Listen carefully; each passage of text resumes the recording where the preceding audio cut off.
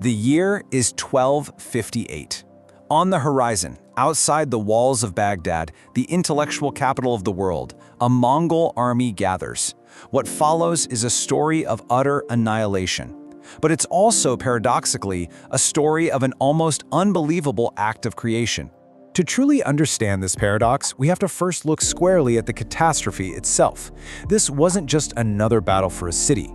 For many, it felt like the end of the world, and the accounts from that time are absolutely chilling. Think about that for a moment. All of that accumulated knowledge, centuries of philosophy, medicine, and astronomy, just dissolving into the water. Some chronicles even claimed that so many books were thrown in that they formed a bridge solid enough for a man to ride his horse across. It's a truly devastating image of cultural memory being washed away.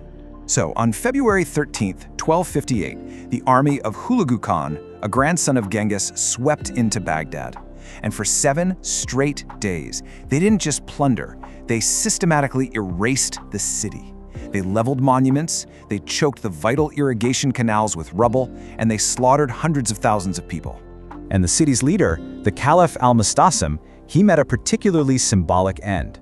The Mongols believed it was an offense to spill royal blood directly onto the earth, so they wrapped him in a carpet and had horses trample him to death. It was a brutal, ritualistic end to a dynasty that had lasted 500 years. So you have to ask, what exactly was lost in all this destruction?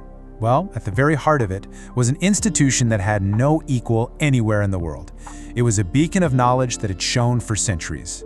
It was called the Beit al-Hikmah, which translates to the House of Wisdom. But this place wasn't just a library.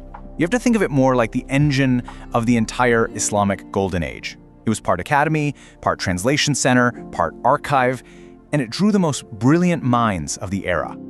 To give you a modern sense of its scale, historians often compare its collection to that of the British Library in London or the National Library in Paris. For centuries, it was, quite simply, the greatest collection of books on the planet.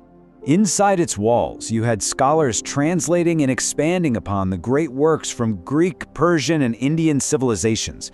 This fostered this incredible range of inquiry.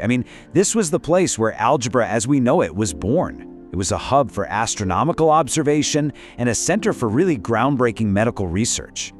But it's right here, in the middle of all this death and destruction, that our story takes a completely unexpected turn. An incredible, unlikely relationship begins to form between two central figures, and this sets the stage for one of history's great paradoxes. So on one side, you have Hulagu Khan, the destroyer, and on the other, you have Nasir al-Din al-Tusi, this brilliant Persian polymath, who was actually there during the invasion. But instead of being killed, al-Tusi not only survives the sack of Baghdad, but is appointed as Hulagu's personal scientific advisor. Just think about that.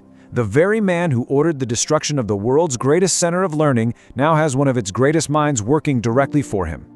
And this is the pivot on which our entire story turns.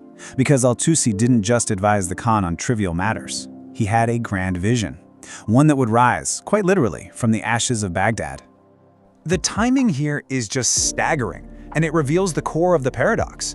Just one single year after Hulagu Khan's army lays waste to the House of Wisdom, he personally funds the construction of a brand new, state-of-the-art scientific institution. This was no accident. It was a direct consequence of the destruction. So why would a warlord known for destruction suddenly invest in science? Well, al-Tusi was clever. He saw an opportunity in the Mongols' deep cultural respect for astrology in the heavens. For them, reading the stars wasn't just superstition, it was a serious tool for guiding state decisions. Al-Tusi leveraged that belief, persuading the same man who had just destroyed a library to build the most advanced observatory of its time. And the Maraga Observatory was truly revolutionary. It became a new center of knowledge, with its own huge library and cutting-edge instruments that really pushed the boundaries of astronomy. And importantly, it brought together scholars from the Islamic world and even from as far away as China, creating a new kind of intellectual crossroads. It wasn't just a new building. It was a successor to the spirit of the House of Wisdom, funded by the very man who destroyed its predecessor. So what does this strange turn of events, this symmetry of destruction and creation, tell us about the nature of knowledge itself? The legacy of Baghdad's fall, it turns out, is a lot more complicated than it first seems. And here is the crucial takeaway. You can burn down a library, you can tear down a building, but it's much, much harder to kill an idea or an intellectual tradition. The knowledge didn't just disappear into the Tigris, it was carried in the minds of the scholars, like al-Tusi, who survived. In fact, the fall of Baghdad, as terrible as it was, had another unforeseen consequence. It scattered scholars and their texts across the entire region. Eventually, much of this knowledge, preserved and advanced by places like the Moraga Observatory, would filter its way into Europe, playing a vital role in helping to spark the European Renaissance centuries down the line. And that really leaves us with a profound question to think about.